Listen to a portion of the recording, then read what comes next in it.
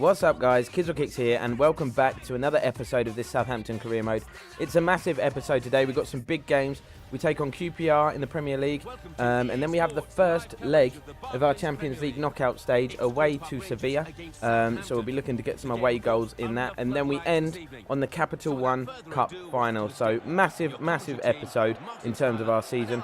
You can see we're up there still, second place, 2 points behind Chelsea, who are top of the table, and the first game sees us travel to QPR. You can see their team, they've got plenty of players in there. Charlie Austin, he's not shy in front of goals, he can always get on the score sheet. Former Saints man Jay Rodriguez as well, also capable of chipping in with a goal. But we've got some injury problems, as you know from the last episode. Yoshida and Hoffman is the back line today. I think they're partnered for the first time. Wanyama and Henderson in the central midfield role. And Mane gets a rare start as well due to the injuries that we've suffered. But we had a decent positive start. Jordan Henderson, a pot shot from distance after around about 5 minutes that went just wide. And then the home side came forward. They had a brilliant opportunity here, but Victor Wanyama showing his worth with a fantastic tackle to block the shot. And shortly after that, our set-piece master, Lucas Podolski, had the opportunity to give us the lead. It was a bit of a soft free kick in our opinion.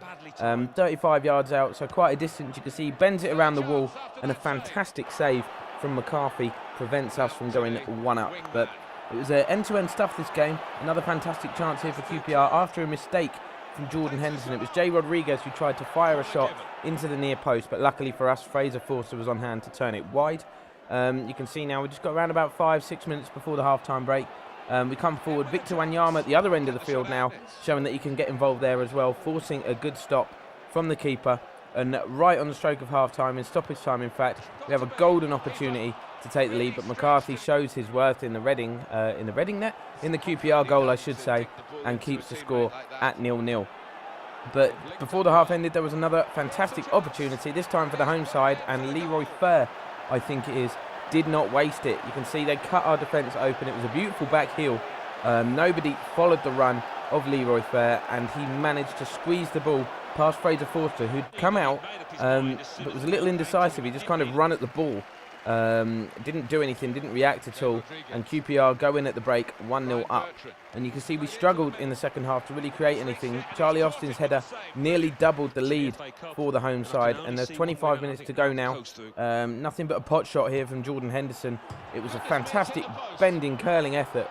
Beat McCarthy in the sticks, but didn't beat the far post, and it came crashing back off the woodwork. So time running out for us, and as we committed men forward, we were more and more vulnerable at the back. Another chance for former Saints man Jay Rodriguez here. They were particularly good at getting the ball out wide and then crossing it into the box. We looked really vulnerable, I should say, from those. Nico Kranjčar with a header there, not known for his heading ability, just had a fantastic opportunity to double the lead, but it didn't matter that he couldn't take it, because shortly after the referee blew the full-time whistle. It was a terrible second half display.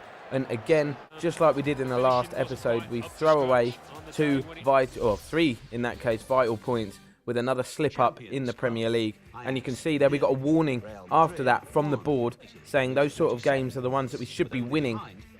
So they were extremely disappointed with that. But a small boost then ahead of the Sevilla game. Nemanja Matic and Kurt Zouma are fit to be in the squad, but not fit enough to start. But massive game, probably the biggest game of our season so far. Sevilla away as we look to progress even further in this Champions League, Europe's elite club competition. And you can see the quality of the stature of some of the clubs still in there: Barcelona, Dortmund, Real Madrid, Chelsea. And you just have to look at this starting lineup of Sevilla. You've got Carlos Bacca up front, of course, Mbia in midfield, Denis Suarez, you've got Vitolo and Biabiani out wide, plenty of pace. Our team's still a little weak due to the injuries. You've got Hoffman and Fonte at the back. Shane Long leads the line. Lucas Podolski starts out wide, but you can see here we seemed well out of our depth right from the off. The first attack that Sevilla had, Fraser Forster had to be equal to a tame header, but they came forward again. All this inside the opening 15 minutes. Vitolo, wide right, twisting and turning. He chips the ball into the area, and somehow, I think it was a combination of Forster and the defender, the ball comes off the post rather than nestling into the back of the net. Mbia here comes forward. Denis Suarez picks up the ball. It's a fantastic challenge from Hoffman to deny what would have been a scoring opportunity. And you can see here all this pressure coming from Sevilla in the opening half hour, and eventually it paid off. Some inexperience from Ryan Bertrand. It was a poor challenge. He just grabs the back of Bacca's neck and then sticks out a leg, brings him down. A definite penalty, which gives the Sevilla number 9 the opportunity to dust himself off and give his side the lead. Fraser Forster, kidology from him, trying his best to put Bacca off. Will it work? Carlos Bacca steps up and dispatches the penalty with ease, sending Forster the wrong way. So giving ourselves a bit of a mountain to climb. We knew with the pressure that they'd put us under that, we had to change our ways very, very quickly if we were going to get back into this game. It's certainly done that, and it's blown down the middle, top of the net. It's a good ball. But at the start of the second half, we didn't really improve. Sevilla continued to put us under real pressure. Vitolo here, working and linking up well with his teammates. The cross comes in, Bacca nods it down, and a superb volley forces Fraser Forster into a phenomenal save, really. You can see here, half an hour to go. We were dying.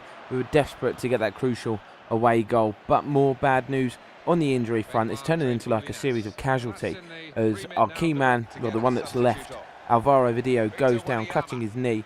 So we're hoping that injury is not going to rule him out for a while. You can see here Victor Wanyama, that man again, forcing the keeper into a save from distance, and Jordan Henderson blazing the rebound a good 10, 15, maybe even 20 yards over the bar. But Henderson came a little bit closer this time.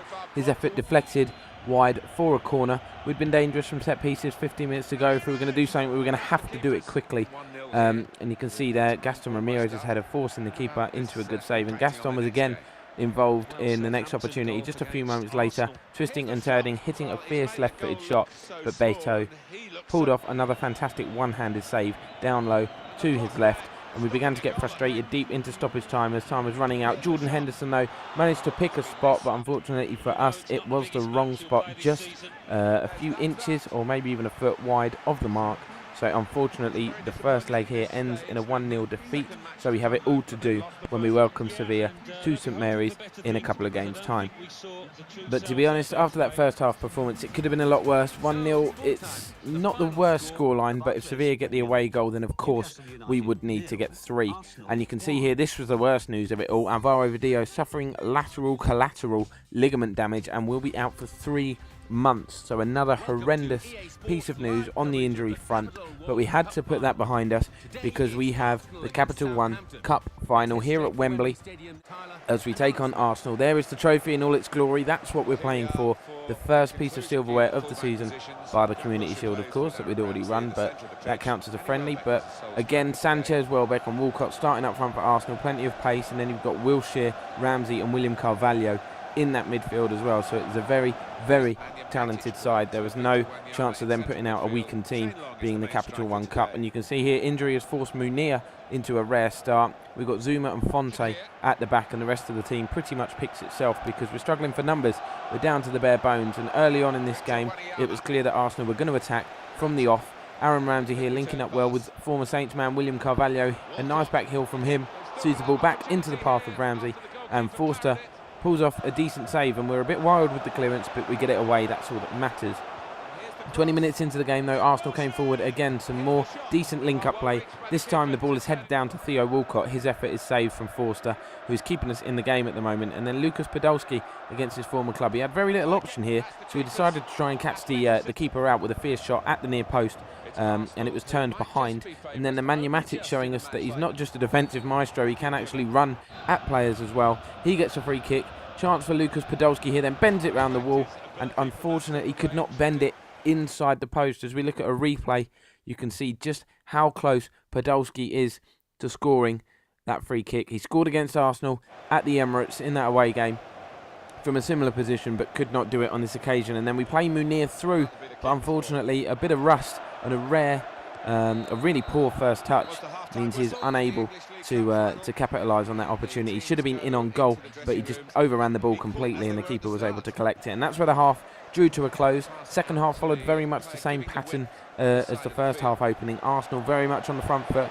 Jack Wilshere here with an opportunity on his left foot. Fraser Forster gets just about a strong enough hand to turn it wide. And then Nemanja Matic showing us again his ball control on the edge of the box, twisting past a few players, hitting the shot with his weaker right foot. It had plenty of venom, and Chesney had to tip that over the crossbar. 25 minutes to go now. You're starting to get into that tense moment where you don't want to make a mistake, you don't want to concede in the cup final. But Alexis Sanchez wriggled his way through the defence. Luckily for us, his left-footed shot was a little bit wild and went wide, and then Munir capitalised on a rare mistake at the other end. Tried to get the ball onto his left foot, he was tackled, and then Long's effort was straight into the arms of the keeper. And you can see now only 5 minutes to go. Nathaniel Klein pushing forward as we look to get the winning goal and secure that trophy. His cross flew across the face of goal. Nobody was willing to put their body on the line, and then Victor Wanyama comes inches away from giving us the lead. But we move into the 90th minute now. A goal for either side would surely win it.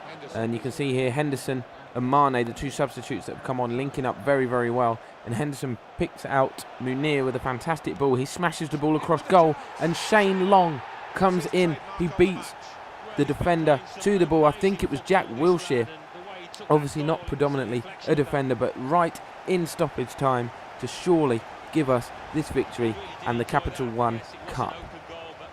We knew now it was just a matter of keeping it tight at the back for the remaining couple of minutes of injury time. We knew Arsenal were going to overload and throw everybody forward, as they did from kick-off. The ball went to Shane Long, and we're doing a bit of rugby tactics here as we just smash it down the line, out for a throw-in. We're parking that bus, and the full-time whistle goes, meaning that we have won the Capital One Cup, the first major trophy of the English domestic season, and we are absolutely buzzing with that. Absolutely delighted to get a piece of silverware for all our hard work, all the injuries, and the players that have come in have done a fantastic job. And Munir, of course, the man who got the assist on this occasion. So had Video have played, it may have been a different story, but we managed to struggle that, overcome all the odds. They seem to be against us as we come into this game, especially taking on a team as good as Arsenal as well. But Fraser Forster, the captain, gets his hands on that trophy. He deserves it. He made a number of good saves, and he's going to lift it here at Wembley Stadium. Southampton Capital One Cup winners. Thoroughly deserved winners. So scenes of jubilation amongst the fans and the squad here at Wembley. It's nice to chuck another trophy into the cabinet. We won't take them for granted. Obviously, we've already won the Community Shield, so we'll pop the Capital One Cup in there with them. But we will look to push on and get one of the more major trophies, the Premier League, and dare I say the Champions League. We're still in it. You've got to be in it to win it. But we have got a mountain, an uphill battle to climb to turn that tie around against Sevilla. But we're going to end this episode in the usual way with a look at the league table. You can see we've slipped down to third after some disappointing results. We're still only 3 points off the top, but we have new leaders in Man City. Chelsea are a point behind them, and then we are on their tail, but Liverpool and Spurs also on our tail. That is going to bring the episode to a close, guys. Thank you for watching. Follow me on Twitter and Twitch, and we'll see you again soon.